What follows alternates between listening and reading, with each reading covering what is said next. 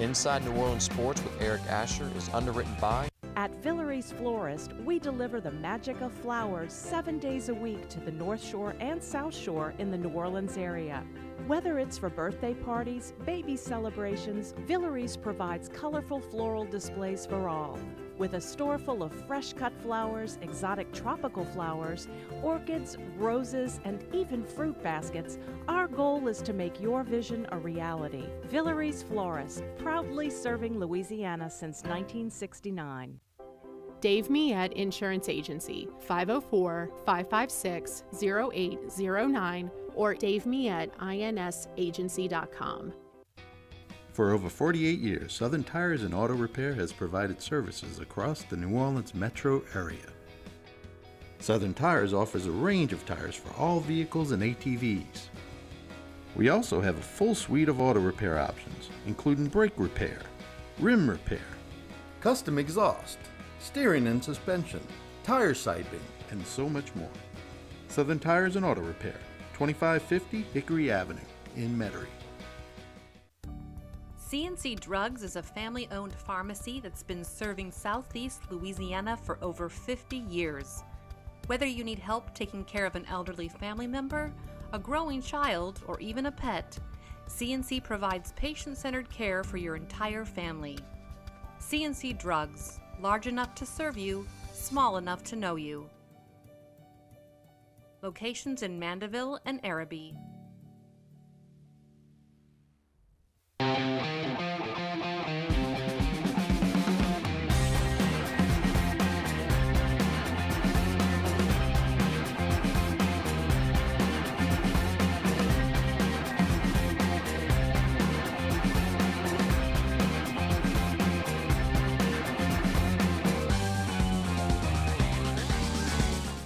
Good afternoon and welcome to another edition of Inside New Orleans Sports. I'm your host Eric Asher, live from our Pontchartrain Production Studios, and we are live after Hurricane Ida.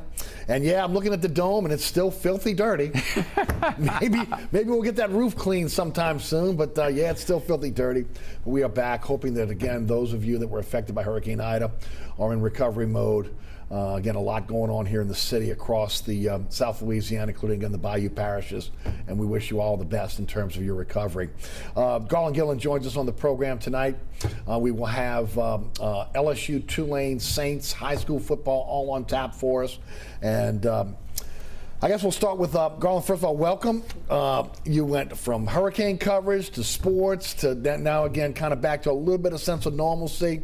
High school getting ready to crank up for you. At Fox 8, you guys are rolling. Tell us a little bit about some of the shows you guys got going on. All of our shows are back to full force this week. 3.5 hours of sports programming starting on Monday with the Black and Gold breakdown. Deuce and Sean and Juan did a fantastic job of recapping the Saints-Packers game on Tuesday on overtime at 10:35. We get the round table talking. We talked Tulane, LSU, and Saints.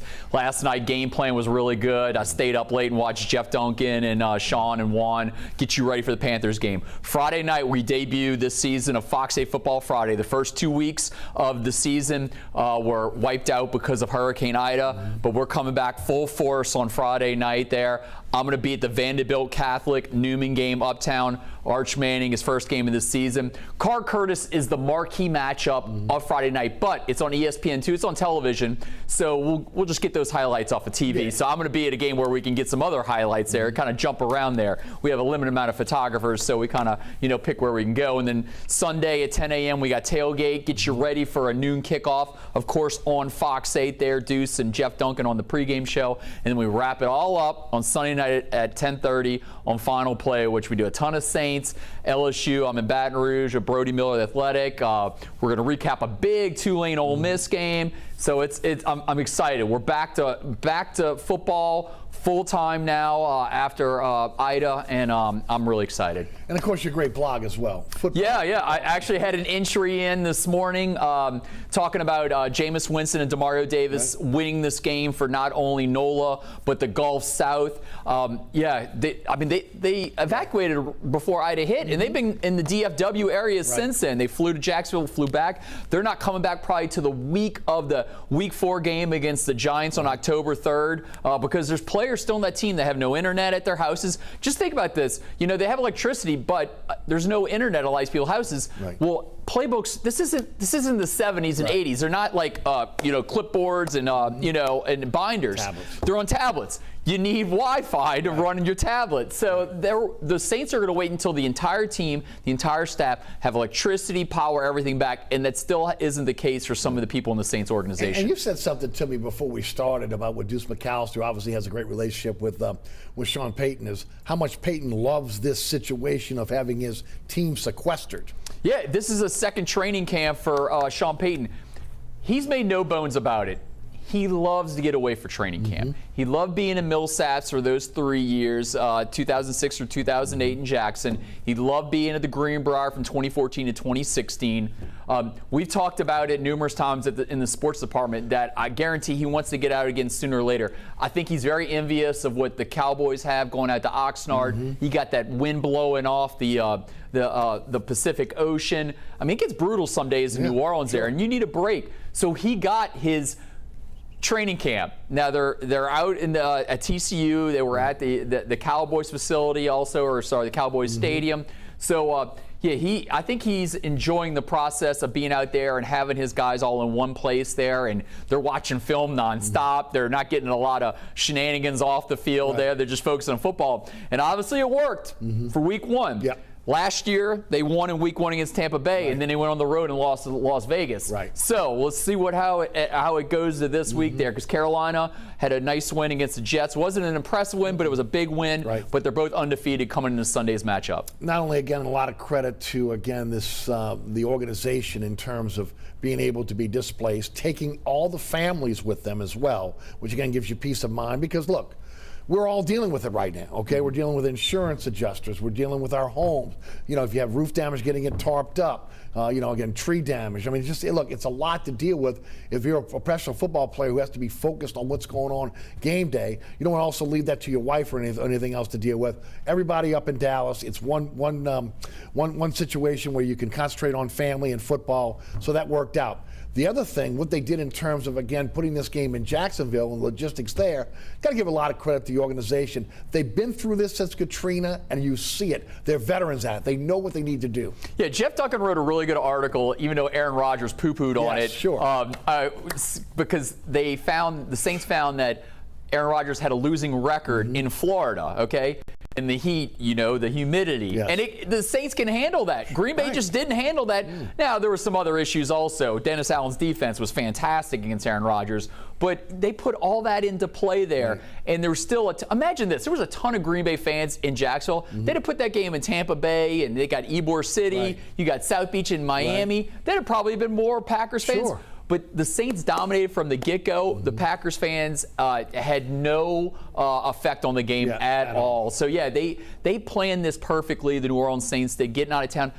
Thursday afternoon, we interviewed Sean Payton. He didn't even know anything about the storm. I remember. And we're 3 days out from it. It does have a name? Yeah, he asked if it does have a name. So, for them to, Thursday afternoon to getting it heating up on Friday, to get them out on the private jets on Saturday.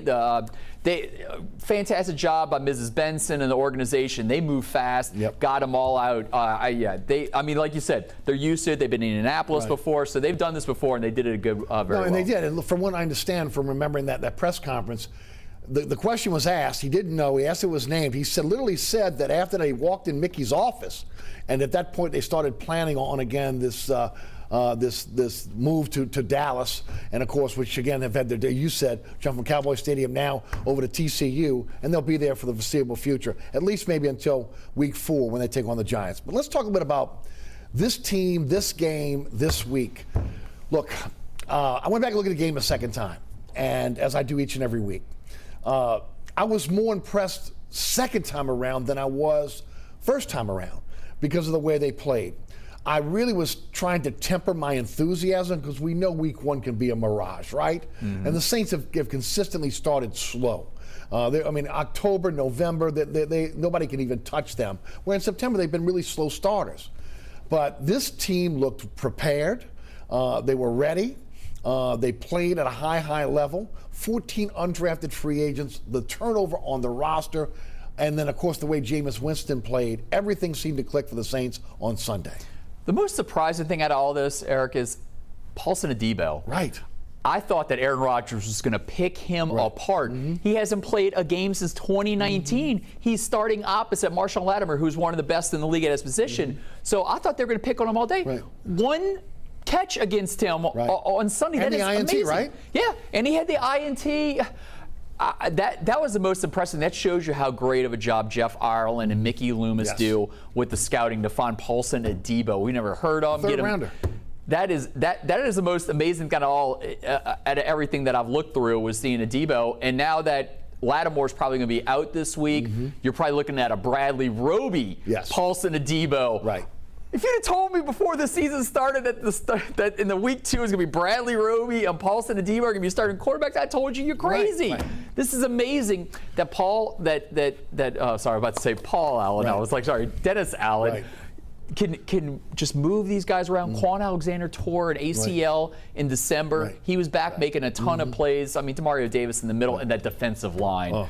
Gosh, Marcus Davenport had another great game. But it's only strain. It's only a strain on the pec, so that's good. Okay, then it's not a season-end of surgery for him. Can I throw another guy in there? Desmond Trufant. Comes in with 1 week, and I mean really played well. No, you're right, 100% right.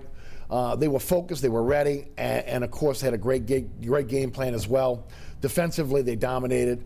But Jameis Winston, I thought, was the story here because of, again, how he played. Look, a lot of us believe that, again, this team was going to go as far as the quarterback could take them because they're strong on the offensive defensive lines. We know that.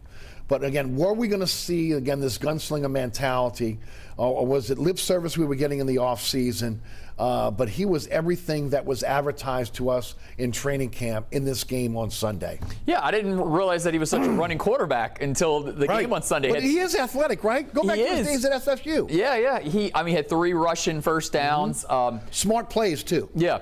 I will say this. The Juwan Johnson touchdown, he kind of threw it up for grabs, but he had a fantastic relationship with Juwan all through training camp. He knew that Juwan could go up there and get that ball. So that's what a full training camp gets you, is big plays like that. He knew Juwan could get up there and get that. I will say this. Going through the pocket and finding Chris Hogan on that other touchdown, that was an amazing read by him. 8 different receivers caught a ball that day. Yeah, Marquez Callaway got kind of locked down in that game. Yeah, 1 for 14. Now, I don't think that's going to happen again. Because you saw what Callaway did again. Now, I know the Jaguars aren't one of the better teams in the NFL, but you saw in the Dome, in the one preseason game that was at the Dome, that Callaway and Jameis Winston have a great relationship. All during training camp, they lit it up.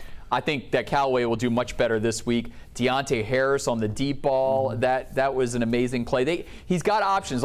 I'd probably say out of his receiving group, the only one that didn't do well was Adam Troutman. Had some questionable drops. He had 3 drops in the game. And had false start. So that's one thing you're a little worried about. But I think Troutman will figure it out. But when you got Juwan Johnson getting 2 touchdown receptions, Chris Hogan, Deontay Harris, and these are guys that don't have a tremendous amount of experience either. These are guys that are, in some cases, converted. I mean, Deontay Harris was a kick returner, punt returner.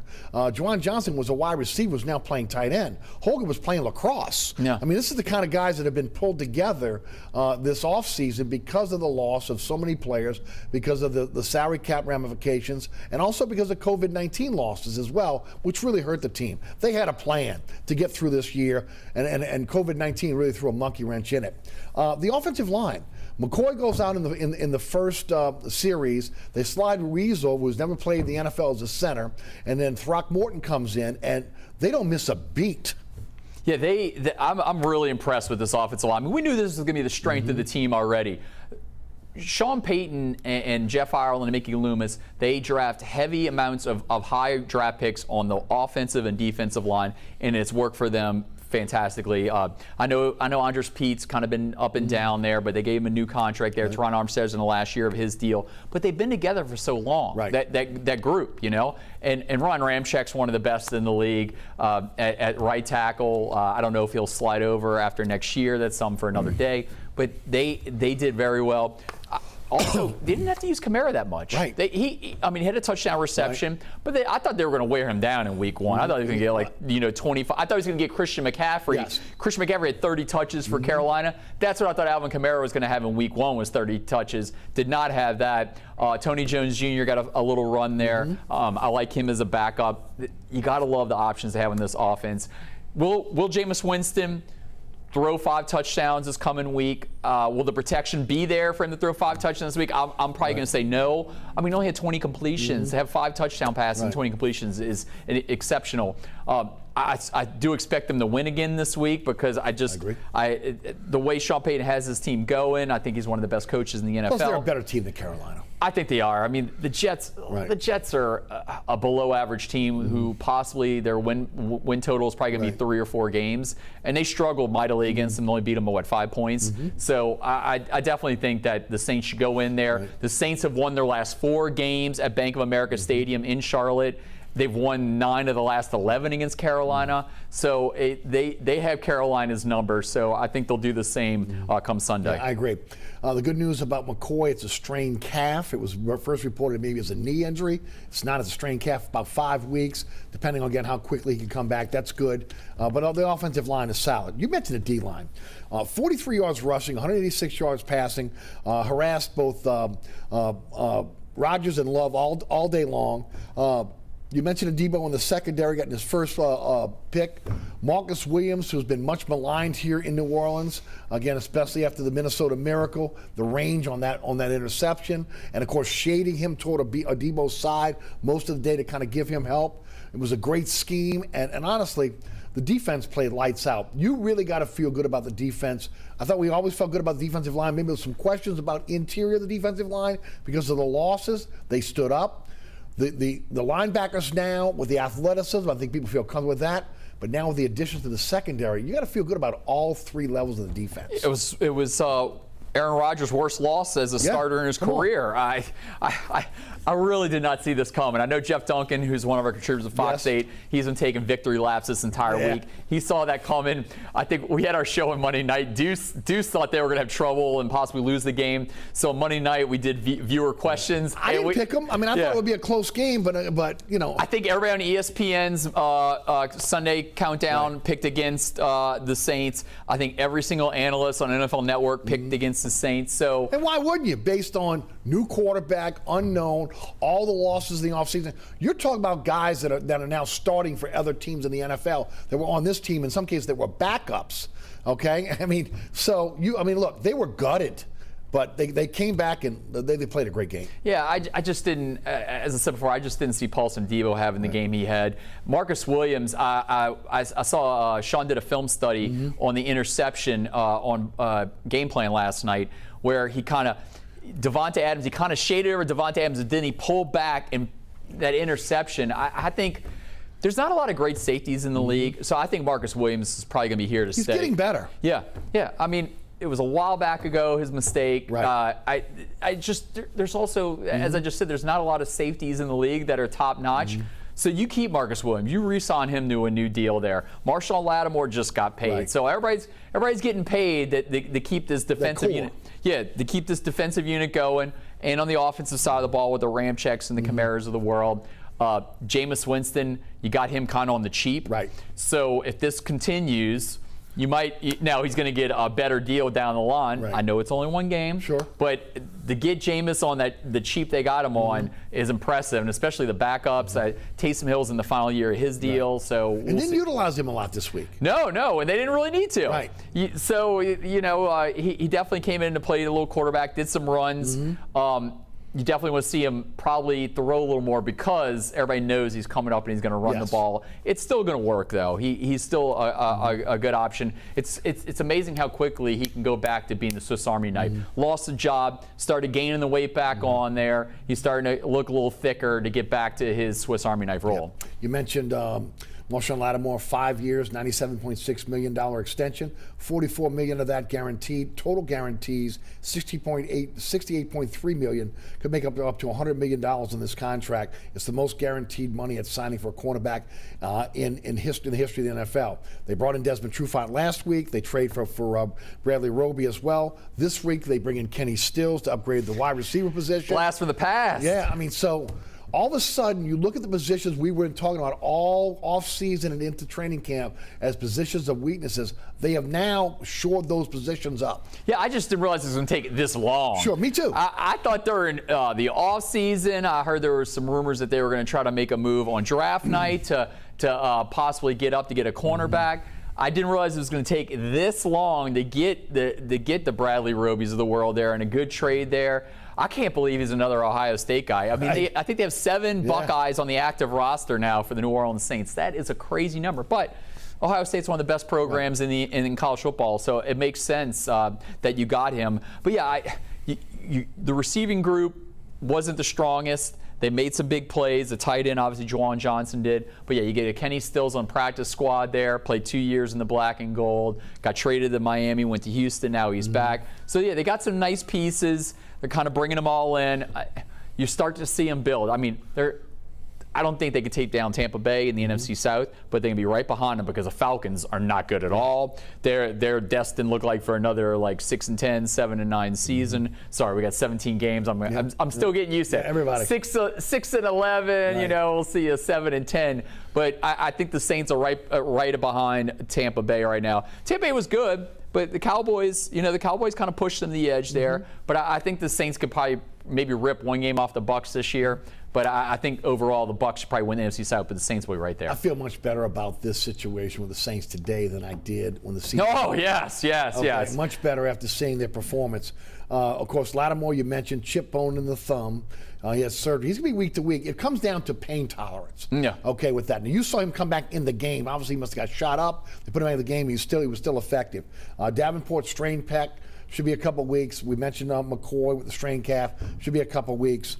So again, they're in decent shape. I really don't want to get into the injury report from yesterday because it was a long one. It could have just been a situation where guys just needed some time off. We'll see how that plays on Sunday. But I'm going to tell you what. Some are calling this the greatest opening game win in the history of the organization. Now, look, I'm old enough to have seen every game. Right? Yeah. Okay, and I can remember Archie Manning going over the top against Dallas in an opening game win. So it definitely was for me, it was a mind changer on maybe how far this team can go. And I got to temper it, Garland, because we know, right? We know that for week 1 through maybe week 2 or 3, it could be fool's gold here because your teams are trying to figure themselves out.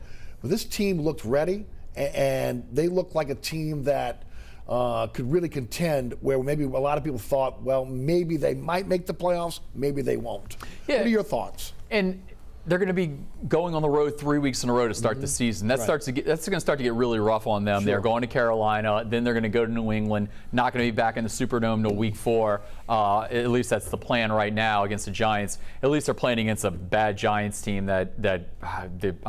Giants are destined for a 5-12 season or something like that. I don't think Daniel Jones is that good. So at least they can get that win. Though the Patriots don't look that strong. Panthers don't look that strong.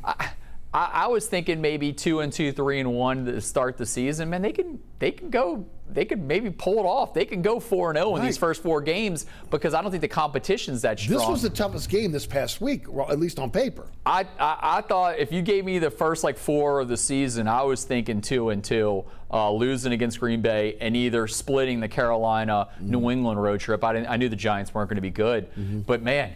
Now you're talking 3-1, 4-0 in the first 4. You got to like where they're going. It's just I know Sean likes that he's got the team in their second training camp in the DFW area. But I'm intrigued to see when it's all going to start wearing down. Right.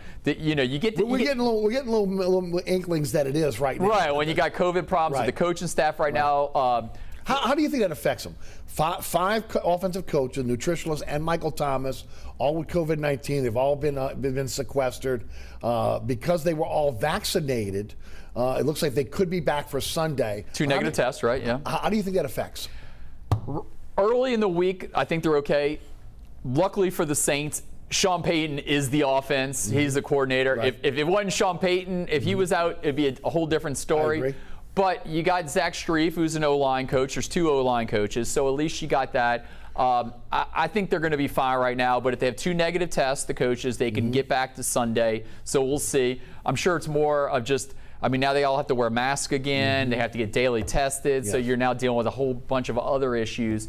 But to have the only player to test positive, to be Michael Thomas, who's already out. That's at least only if you're going to see any positives on this. That's it. But I think overall, I don't think it affects the Saints that much, especially when Sean Payton's calling the plays on Sunday. Right. Another positive, the injuries this week don't look like they're season ending, okay? And then, look, we're pointing to like 6 weeks from now when this team gets back to full strength, right? Onyemata comes back, Thomas comes back, and I was hoping they could tread water. If they could get on a little bit of a winning streak here, when they get back to full strength with some of these other top players coming back, they could be loaded for bear for the second half of the season. And I said the first four. In week 5, they play the Washington football team, and then they got a bye. Right. And then those guys are coming back. Yeah, I mean, Washington football team is turning up on fire. Ryan Fitzpatrick's out for an extended amount of time. They got Tyler Heineke as the starting quarterback now. If you're a Saints fan right now, you're feeling really good about what you're seeing in the black and gold. You're very optimistic that not only that they can have a winning season, but now they can make the playoffs. Garland, I'm trying to temper my enthusiasm. I really am. It looks good. Because, again, it's just hard to be able to get excited about week 1. You know, on the flip side, if Green Bay would have won, would you be talking about this team is not going to go anywhere? But really a dominating performance and one that, again, this team can look to and hang their hat on for the rest of the season. Yeah, I like where this is going for this team. Just need more positives by Jameis Winston, less mistakes. I know he didn't make any really on Sunday. I know the Juwan Johnson pass is a little overthrown, but he made a great play on it. Same thing with Kamara on that first down catch. He's going to make some mistakes, but Sean Payton, and I've said this all offseason, the days of him throwing 30 interceptions are never going to happen again in this offense. Sean Payton won't let that happen, okay? With Taysom Hill last year, he limited the amount of mistakes Taysom can make last year. He'll do the same with Jameis Winston. I mean, he's one of the best coaches in the league. They're 26-7 since 2019 in the regular season, and that's with 4 different starting quarterbacks. That's pretty impressive. Yep, no doubt. Garland Gillen of Fox 8 Sports is our guest. We'll take a quick break. We'll hear from our underwriters. We come back. We're going to talk some LSU. We'll finish up with Tulane. All that coming up. We got some time. We'll touch on high school as well. You're watching Inside New Orleans Sports. Stick around. Burkhart's Air Conditioning, Heating, and Refrigeration has been family-owned and operated since 1989. Burkhart has energy-efficient solutions and offers brands such as Mitsubishi ductless AC units and Amana, the only manufacturer with a lifetime unit replacement warranty. Burkhart's offers maintenance bundle packages that include servicing your AC, generator, and tankless water heater. For more information on the services Burkhart's provides, visit acpromise.com. Burkhart's Air Conditioning, Heating, and Refrigeration, providing comfort for life.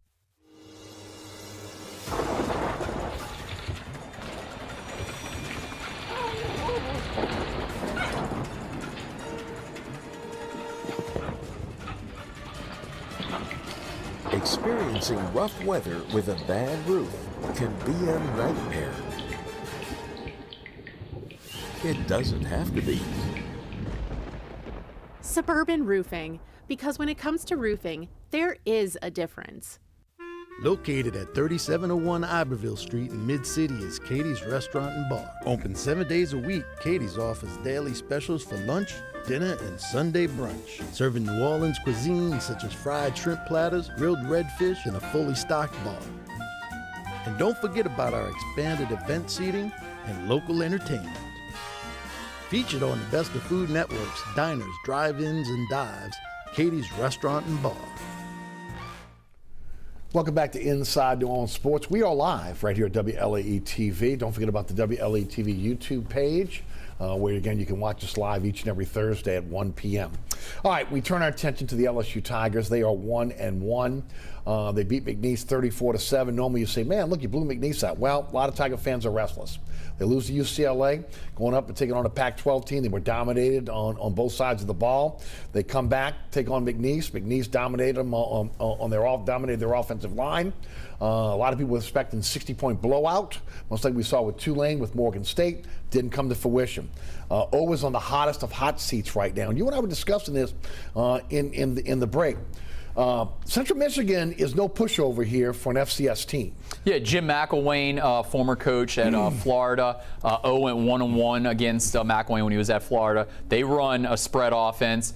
Gave Missouri a little run for their money there in week 1. You can't take this team lightly because It was interesting that Keyshawn Boutte said that they did not take UCLA as serious as they should, and I was like, what? Right. I couldn't believe that. And the other one with Oath saying he didn't prepare for UCLA like he should have. And that, to me, that blows my mind because you got the whole off season. That's your first game. Yeah. After what happened last year, you better be ready to play UCLA. And you had tape. You had a whole game. They beat Hawaii. The things they did against Hawaii, UCLA, they did against LSU. Right. There wasn't any surprises in that game. They just got blown off of both lines. LSU's defensive line struggled mightily, and LSU's offensive line struggled mightily. This McNeese game, I think they had like 60,000 fans in there. When there's 40,000 short fans, you can see just empty seats everywhere. And by like halfway through the third quarter, the student section started moving out. I know it's McNeese State, but just the energy level, it was there pregame, when they play call in Baton Rouge and all that. That gets you some chill bumps and everything like that. But as the game kept going, it just got brutal. And then the beginning of the third quarter, Max Johnson started making mistakes. They're chanting, bring on Garrett Nussmeier. I was like, whoa. I was like, all right, slow down a little here, boys. But it was a win, but it was very unimpressive against a very undermanned McNeese State team that the week before lost to Division II team. Right. Division II. Right. At home. Yeah, Division II. West Florida's a Division II team. They lost to them at home, and then McNeese went to Baton Rouge, lost, covered the spread. But Cody Ogeron got knocked all around the park there, 8 sacks for the LSU defense. That is one of the only positives coming out of that game, is that the LSU defensive line, with Mason Smith getting 3 sacks, Andre Anthony getting 2.5. Right. But that's one of the only spots on that team right now that I can say that I'm impressed by. I'm with you. Actually, it's in my notes. Mason Smith, Roy, Guillory, Evans, you mentioned Andre Anthony. All guys that, again, impressed, especially the young players there that came in and impressed. All training camp, that's what we were heard. Andre Carter is a fantastic coach. But I expected that in Pasadena in week 1, and it didn't happen. No. They didn't get in the backfield and wreak all kind of havoc there. It took them another week against lesser competition to get that done. They'll get one more week to figure it out against Central Michigan. And then next weekend, Stark Vegas, they're 2-0, Mississippi State. That's when it's going to really start to get interesting. You got one more week to figure some things out, learn on the job, and the next week it's going to get real. If it doesn't go the way the Tiger fans want, if they either struggle or don't beat Central Michigan, if they don't beat Mississippi State, you just mentioned when we were talking the break, history shows us there's not a lot of patience in Baton Rouge based on what we saw with Les Miles. And the AD is a big game fisher. Okay, Scott Woodward loves the big names there. With Jimbo Fisher at Texas A&M, gave him a monster contract. Chris Peterson, when Woodward was at Washington, got Chris Peterson to come from Boise State. Got Kim Mulkey out of Baylor, gave her a ton of money. She's now getting paid the same amount of money as Will Wade. Yes. So he's not going to wait around. Okay, he's from Baton Rouge. He knows what a winning program is about. If things start going, they got Mississippi State's undefeated, Auburn's undefeated, Kentucky's undefeated. That's their 3 games after Central Michigan. Yes. Those are no gimmies on that schedule right now. Their last gimme is this week. Right. After this, there's no gimmies for a long time. So UL Monroe. Until November, they got a gimme. I mean, if they have trouble, if they lose at Stark Vegas, and then you got Auburn at home, it could go sideways fast, and people are looking for blood already in Baton Rouge there. A lot of missteps by off the field, and they're starting to get a little tired of everything that's happening. But everything is solved when you win. Win this week. You win at Stark Vegas. Jake Peets and Durante Jones start figuring things out. Then maybe things will change around. It's tough for these OC and the DC to learn on the job. Okay, when I started in television, I worked in Monroe. Made a ton of mistakes in Monroe. Don't want to go back and look at those reels ever again. I made a lot of mistakes in Monroe. They had to start their careers on the road against UCLA, who's a pretty good Pac-12 team. They had to learn on the job. You wanted for LSU, for their success, to start with McNeese State, then Central Michigan, then work your way up. Jake Peets is learning on the job right now. That is not optimal, but this is the way it's going to be with the schedule. Garland, that leads me right back to the point that I made on the radio show. I agree with you. These guys are learning on the job. But that's why you are doubling down on UCLA, and you got a game plan, and you don't go in and you tell the media after you lose to UCLA, well, we didn't concentrate on much on UCLA as maybe we should have in training camp. Man, you want to come out and make sure you got all your ducks in a row, game one, national TV, and you didn't do it. And that's what's kind of kicked off this situation now, where a lot of the fan base is split on whether they think Orgeron can really get this done, and maybe it was 2019 that was the anomaly. Yeah, I'm getting tired of the Gene Chizik comparison, but it's there. It's out there like crazy. Gene Chizik had Cam Newton. They won a national title, and then after that, it went completely downhill. But Gene Chizik did win one SEC game the year he got fired. I expect Orgeron to win some SEC games, even though the West, now that Arkansas beat Texas, it's getting. I mean, Ole Miss is a top 20 team. I know we'll probably talk about the Rebs later with Green Wave. Right. SEC West is from top to bottom is strong, man. Like it could be. We've said this before. It's its own conference in itself. They don't even need the SEC East. Maybe this year you do with Georgia, but the SEC West could be its own conference in itself. That schedule is going to be rough, man. I mean, luckily for them, a lot of their bigger games are in Baton Rouge. Obviously, the Tide in November is on the road. Bryce Young is just playing lights out right now. No one's going to stop Alabama. Everybody in the SEC West is playing for second place. Starts up front. I mean, again, you got to be able to match Alabama up front. Right now, it doesn't look like LSU's even in the same area code with Alabama up front. I want a final word on this situation with the coaching staff. Pease and Jones learning on the job. They got to get it done quickly. If there was something to happen, I don't know if it's by design on the part of Ed Orgeron or not, but there's no one with head coaching experience on this team right now that could come in on an interim basis and take over this team. It's going to be interesting to see if that does happen. Who is the guy? Yeah, they got a lot of new coaches on the staff there. I think that the average age dropped 20 years this offseason. You want to go with a young staff. If you're going to go, if you got a 2016 scenario where Les Miles had where, he was 2-1, he went to Auburn, they lost, went to 2-2. If something happens in Stark Vegas or they lose at Auburn and they go under 500, I would think his options are either the special teams coordinator, Greg McMahon, who's worked in the NFL for the New Orleans Saints, he's a great coach, or Corey Raymond, who's recruited a ton of those kids that are on that team right now. He's been there for a long time there. They trust Corey Raymond. Those would be your options, but neither one of those guys have ever been a head coach. That's maybe one of the reasons why they won't make a move anytime soon there, because there's no good interim coach on that roster. When Miles got fired, you had Coach O, who was a head coach at Ole Miss, who was an interim coach at USC. He had some skins on the wall when it came to being a head coach. They don't have any of that right now at LSU. No doubt. With the offense, the first thing that really struck me as, again, I watched both of those games, and even the McNeese game the second time, and it's been really a theme this week, is tempo. They've got to get in and out of the huddle quicker. They got to get to the line, and they got to start playing with more tempo. Yeah, going into the McNeese game, it was diversity in the run game, because all they were running was power left and power right. They tried some different things. I give them props for that. Now this week we're talking about tempo, or as O says, warp speed. They're going to try to go warp, because the check with me has got to end. If you're watching the game and you see Max Johnson, and then he claps. He's watching the defense, and then he's doing the check with me to the sideline, just in that, because they can do the check with me, and then the defense can adjust. Make the defense adjust to you. Go warp speed. Try something different, okay? At least against Central Michigan, try to see what works, because against Mississippi State, you got to work out all those bugs. Yes. But yeah, I like the idea of going tempo, going warp, because something else has got to work, because this offense has looked stale the first 2 weeks. Max Johnson of 2021 is not the Max Johnson I saw in 2020. I agree. How do you do that with an offensive line that is not improved? I mean, the biggest problem is, again, this does not look like an SEC offensive line. They got pushed around by McNeese. Get the ball out fast. I don't know why they haven't done that yet. Quick hitters on the outside there. Hit Keishon Butte, one step, hit him, go. Jack Besh, he's one of the best at tight end there. Those are the two guys you can count on right now. Jack Besh ain't missing anything. Besh is one of the better receivers, because some other guys, Jure Jenkins made a huge drop. Alex Adams had a big drop in the game. Brian Thomas had a big drop in the game. O said during training camp, none of these guys are making these drops. I guess when you get in the bright lights, things change there. They're without Jontre Kirkland. We do not know what's going on with Jontre Kirkland. I know it's been very well publicized that John Emery has an academic issue with a class.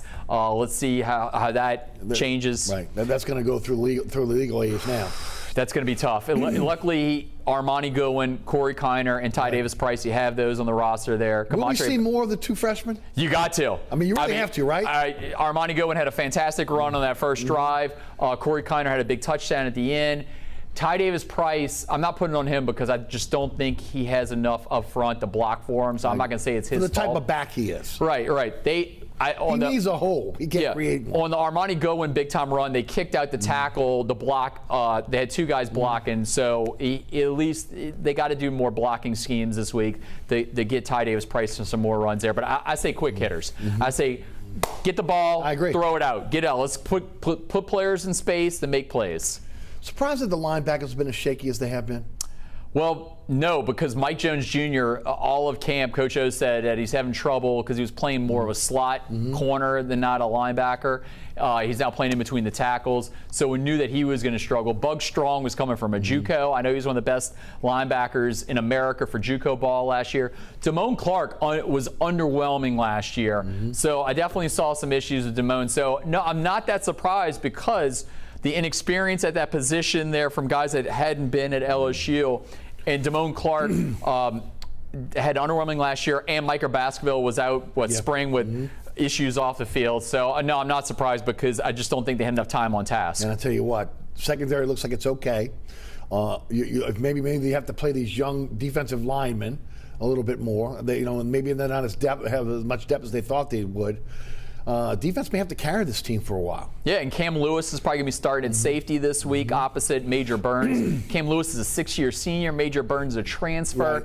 Sage Ryan, I thought was going to get some playing time this year. He's hurt. Jay Ward's already out for this game this week. At least Derek Stingland Jr. and Eli Ricks are in there at corner there. They have not had injury issues because I know during training camp both of them did. You're going to have to rely more on this defense because this offense, maybe they can figure it out, but right now they haven't figured it out yet. Before we close out with LSU, your thoughts on Nussmeier on the limited amount of snaps he got? I was impressed with his athleticism, and I didn't see him obviously in high school, but he seems to, certain quarterbacks just have an it factor to him, a guy that can they're a playmaker. He looks like a playmaker. Now look, he played against McNeese, and he played against the second and third team of McNeese.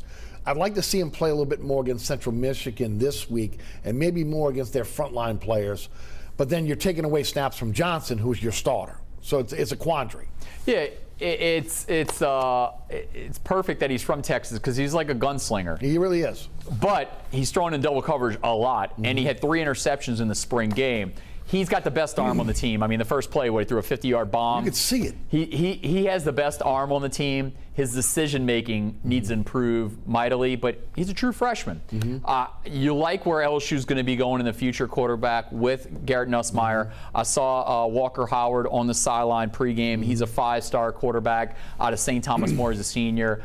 He's not wavering at all. He'll be there next year at LSU. So you like where the quarterback room is going forward because back in the day, that was a big problem. I mean, when you had the Brandon Harrises of the world, the Anthony Jennings, the Zach Mettenbergers, now they're pulling in 4- and 5-star recruits at quarterback. So at least they're getting big-time quarterbacks because they see the big-time receivers. Yes. This receiving group, if they can start getting it on track, they got some ballers on that receiving group. But Chris Hilton's been hurt. Malik Neighbors has been hurt. Jack Best is showing out. Brandon Thomas needs to make some more plays there at receiver. They got to get better up front. I mean, he said it at the Alabama game. Brian Thomas, yeah. Right. It said at the Alabama game a couple years ago.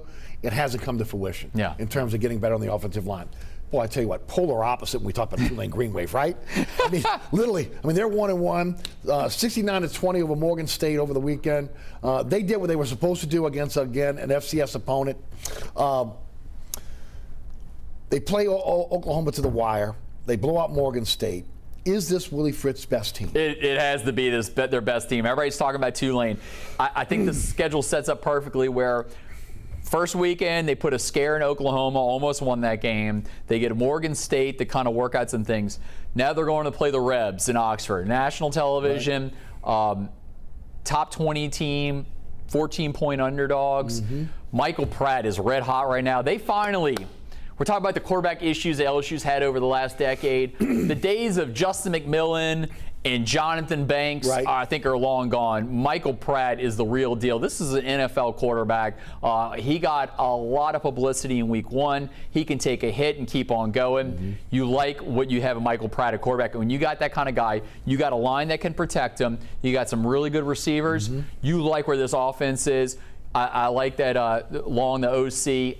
This is, I think, their best team they've ever had in the Willie Fritz era. Yeah, I agree. I think Chip Long has made a tremendous amount of a difference in terms of his offensive play calling, his scheme as well.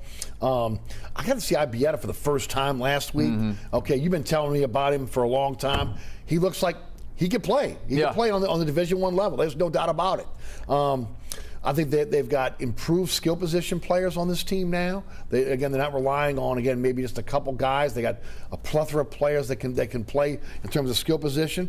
And the big thing is, again, offensive line. They were able to hang with Oklahoma. And if you're able to hang with Oklahoma, it makes me feel like you can hang with Ole Miss as well. That's why I'm optimistic about this week. Look, I made a bold prediction on the radio show yesterday that I think they got a shot to go in and win that game. Yeah. And I really believe they do. I mean, you wouldn't think that with the way Ole Miss is playing right now, but Tulane is playing really good football.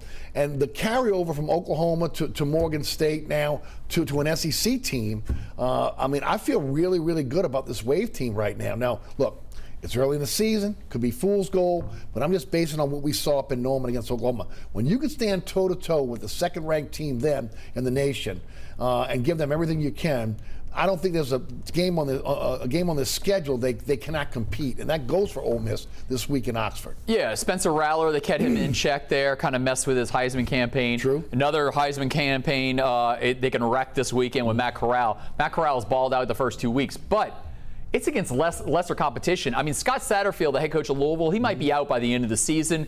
Louisville is not a strong team at all. Obviously, week 2, they beat up on Austin Peay. So they're riding high right now. Ole Miss is 2-0. Everybody's telling them how good they are. You know, Tulane's felt the hurt of a loss, okay? And now they're kind of bringing themselves back up again. No one expects them to win on the national stage, expects them to win this game. Right. It's we all we got with Tulane. So there's no doubt, Juan posed this question on Overtime on Tuesday night. What has a better chance of having Central Michigan upsetting LSU or Ole Miss losing to Tulane and Oxford? All three of us said Tulane pulling an upset there. They got the offense, they got the defense to do it. Right. This is a strong Tulane team. It's a shame they didn't get that game in week 1 in New Orleans. I mean, for them to play that way against Oklahoma and Norman, you now think at Ullman Stadium, 11 in the morning on that turf, it would have probably been 1,000 degrees. Right. They could have probably won that game. So, Well, that's why I'm so optimistic. Yeah. Because of, again, not the way they played against Morgan State. Because they did what they were supposed to do. Right. But Morgan it's the way State, they played against Oklahoma. That gives me hope for this Tulane team. The linebacking core is terrific on this team. Okay. Defensively, again, Johnson has lost some weight. He was a stud before. He's more of an impact player now. I like what they got on the back end as well. Special teams look like it's pretty good at this point. Look, they went forever to try to find a field goal kicker, right? Forever. Now they finally got a guy you can count on. So again, it seems like all the boxes have been checked. In the American, I think they could play with anybody. Yeah. Okay, and they might have a chance this year to maybe be one of the upper echelon teams in the American if what we're not seeing is fool's gold. But this is a huge test this week against Ole Miss. You're stepping up in class, an SEC team. Lane Kiffin saying Tulane reminds them of an SEC team. Then they come back with the sticker on the helmet. What is it? SEC champs, 1934, 39, and 49. I love that. They should wear that. They need to wear it on Saturday. Are you kidding me? Yeah, I like that. Again, you got to feel the comments. And much like the Saints, Garland, they've been in the same situation. They had to evacuate. They've been sequestered in Birmingham. It's like a training camp for them. So a similar situation what we're seeing with the Saints and what we're seeing with Tulane right now. Yeah, they've had a second training camp, and Willie Fritz, you like the direction with Chip Long there and the OC there. Yeah, you said Ibieta he didn't fully focus on football until he got to Tulane. Right. So he was already behind the 8 ball there. Michael Pratt played spring ball that year in 2020. So he was ahead of Justin Ibieta, and Pratt only played football. That was his whole goal in high school, was just to be a college football player. Ibieta was playing football, basketball, and baseball at Country Day in Old Metairie. So Ibieta is finally getting back to like full football mode there. And Willie was trying to pump him up during training camp there. Every time we talk about Michael Pratt's like, well, don't forget about Justin Ibieta. And there's a reason for that. He's got a gun, man. Yeah, he's got it. You know, people ask me if Ibieta should transfer and go somewhere else. I'm like, no. If Michael Pratt continues on this path, he might be out after the 2022 season, and Justin Ibieta could be the starter at Tulane for 2 years, and he could do some damage there. So no, I think Ibieta should stay. This is a winning program at Tulane. Before the season, I said they'd go 6-6, but maybe now they can go to like 8-4 or 9-3. They got Cincinnati at home. Cincinnati's got some tough games coming up there to prove. You know, they got to play Notre Dame this year, so they could pull a few upsets this year. This is gonna be intriguing. The American is stacked from top to bottom. Yeah, they are. Let me ask you about the future of the American now, with again the Big 12 going in and picking a few teams out of the American, flirting with the Sun Belt, which is really a drop.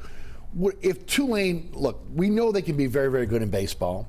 We know every once in a while, if they get the right coach, they can compete in basketball. Willie Fritz seemed to have turned this football program around. What can make Tulane appetizing for a conference that's trying to expand? Well, they were trying to get in on that Big 12 train. It didn't work. They tried. Troy Dannon worked it, but they just got beat out by bigger metropolitan areas, and UCF's in Orlando, Cincinnati, Houston. Now, BYU is different because they're a football power, okay? And that's a national brand. That's a Notre Dame brand. Not on the same level, obviously. But when you think of Brigham Young, you think of football. You think of Steve Young's, the Jim McMahon's back in the day. Zach Wilson last season there. BYU was a strong team last year. BYU won the Holy War this past weekend against Utah. They got a strong team. So I understand why they went with those four. But Tulane threw themselves out there to try to get into the Big 12. It didn't work. I've seen schools that they're possibly throwing out for the American. I don't mind them talking about the Raging Cajuns because the Raging Cajuns have an indoor facility. They have a lot of money. They have a fervent fan base. They got a good baseball program. I have no problem with that. They're talking about App State possibly. I'm fine with App State getting in there. And you know what? Coastal Carolina is going to keep popping up. Okay, Myrtle Beach, South Carolina. They got that blue, that green kind of like ocean turf. So I kind of like Coastal Carolina. They're talking about App State. You're gonna have to raise some teams for Conference USA. I would not touch Louisiana Tech. Not touch Southern Miss. Those are Troy from the Summit. I wouldn't mess with those teams, but I wouldn't mind UL being in one of those teams on that mix because they have now they're starting to get a national name. They got Billy Napier, who's a big-time coach. They pulled some upsets last year. So there's some intriguing names.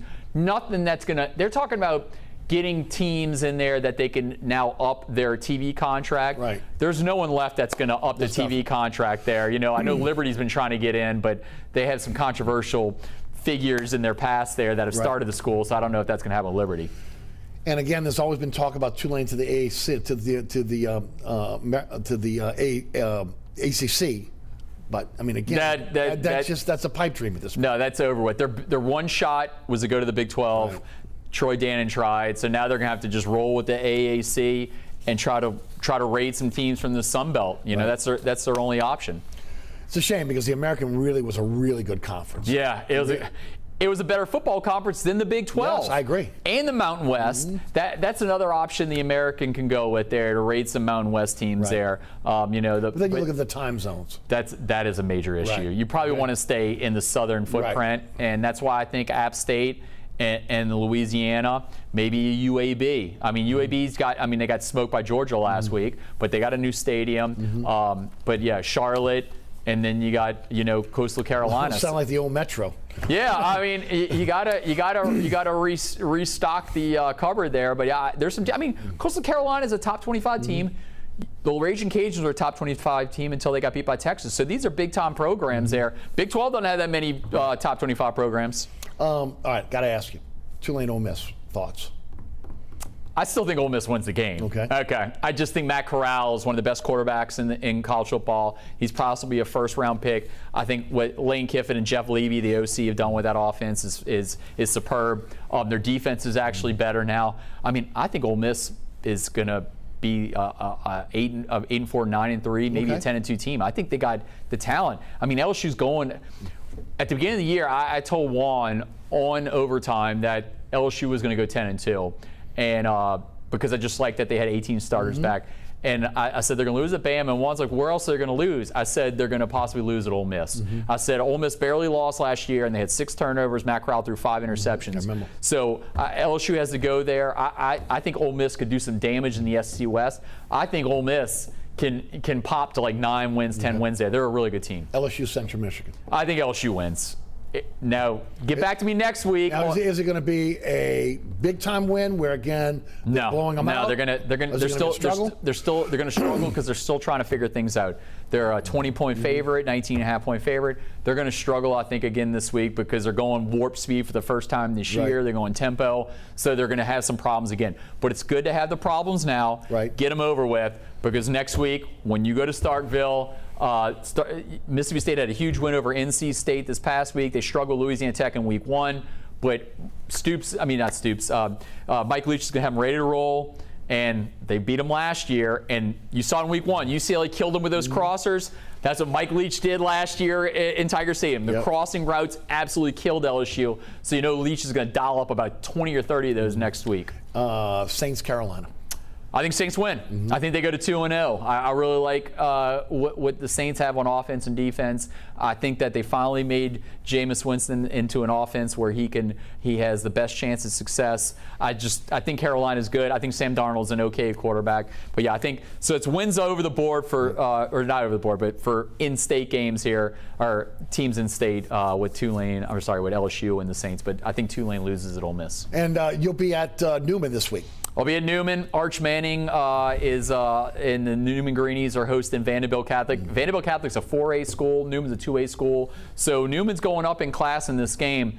But Arch, he's the real deal. He's got Will Randall as tight ends, one of his big-time targets. They're really good. After the game, they're going to Georgia. They go visit Georgia. They're playing South Carolina this weekend. So now, he had a lot of visits this summer. Now Arch is starting to do the game visits there. He's going to go to Alabama to watch them play a game against Ole Miss. He's going to watch Ole Miss play LSU. So he's going to Texas to watch Texas play Oklahoma State. He's going to see Clemson play Florida State. So now he's doing the in-game visits this fall, and he'll still come to a decision next spring. If there's any LSU fans watching, sorry, it ain't happening in Tiger Town. The schools I just mentioned are probably the favorites. Yeah, I agree with you 100%. Garland, thanks for the time as always. Yes, indeed. Garland Gillen of Fox 8 Sports. Thanks so much for tuning in. Remember, there are plenty of ways to catch our program. You can catch our program at 6 p.m. tonight, every Thursday night on LAE, on The Deuce at 10 p.m. on WLAE every Thursday. Friday night, 9 o'clock, Pelican Sports Television, 10 o'clock on LAE, 2 a.m. on The Deuce every Saturday morning, and then 5 p.m. on Saturday afternoon on Pelican Sports Television. Always on the WLAE-TV YouTube page, always at ericasher.com, and always on our social media platforms, at Eric_Asher on Twitter, Eric Asher on Facebook. Remember, don't forget to catch me on the radio on 106.1 FM. You can listen live, download the podcast at ericasher.com. Also the TuneIn Radio app, the iHeartRadio app, great way to take the program with you. That's each and every weekday afternoon, 4 to 6. Special thanks to our underwriters who underwrite this program. Wouldn't be a show without them. We appreciate them so much. Also, again, to the WLAE production staff as we begin our 9th season today of Inside New Orleans Sports. Ron Yeager, Jim Dotson, also Alex Chacon, and the best director in the business, Will Hill. Thanks so much for tuning in. We'll see you next week for another edition of Inside New Orleans Sports. I'm Eric Asher for Garland Gillen. Thanks again for watching.